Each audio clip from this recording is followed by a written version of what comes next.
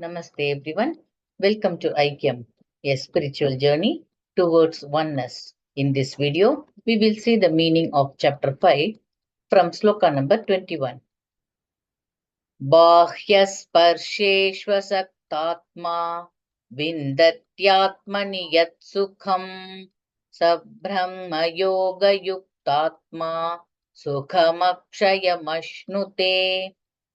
Unconcerned about sense pleasures, one who finds joy in the self and united with God in yoga attains boundless happiness. ये हि संस्पर्शजा भोगाः दुःखयोनय एव ते आद्यन्तवन्तः कौन्तेय न तेषु रमते बुधः. O son of Kunti, the wise do not rejoice in sensual pleasures. This is because they know that these have the beginning and it will end very soon.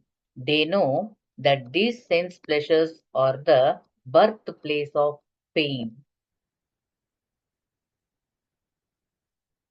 शक्नोति हैव यः सोढुं प्राक्शरीरविमोक्षणात् कामक्रोधोद्भवौ वेगं स युक्तः स सुखी नरः. A person in this world who can tolerate the agitation that arises from desire and frustration until he is liberated from the body is fixed in yoga. He is very happy and he is a human being. Yontas sukhontara ramah tathantarjyotirevayah sayogi brahma nirvanam brahma bhutodhi gacchati.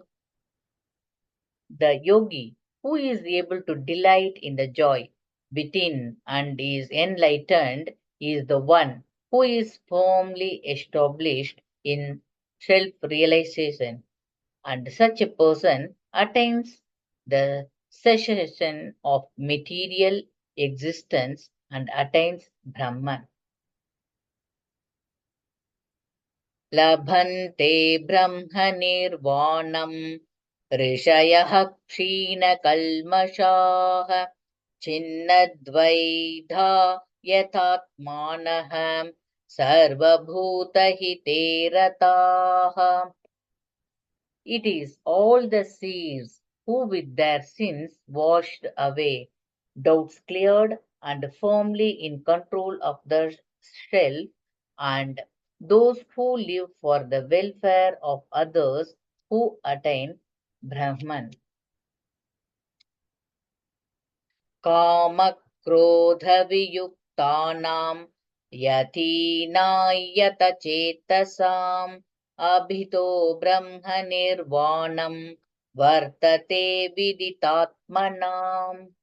Those who are able to exercise control over their minds, those who know the self, and those who renounce all desires and emotions attain Brahman, both in this world and the world after. Sparshan kritva bahirbahyam चक्षुश्चैवान्तरो भ्रुवोः प्राणापानौ समौ कृत्वा नासाभ्यन्तरचारिणौ.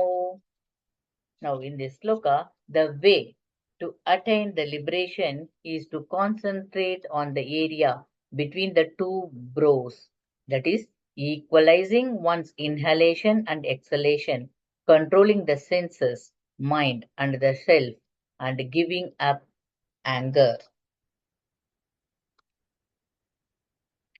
Yetendriyamano buddhihi munirmokshaparayanah vigatechabhayakrodhah yas sada mukta eva sah. Now, the way to attain the liberation, this is all to control the breathing of inhalation and exhalation and the mind, and also over the sense organs.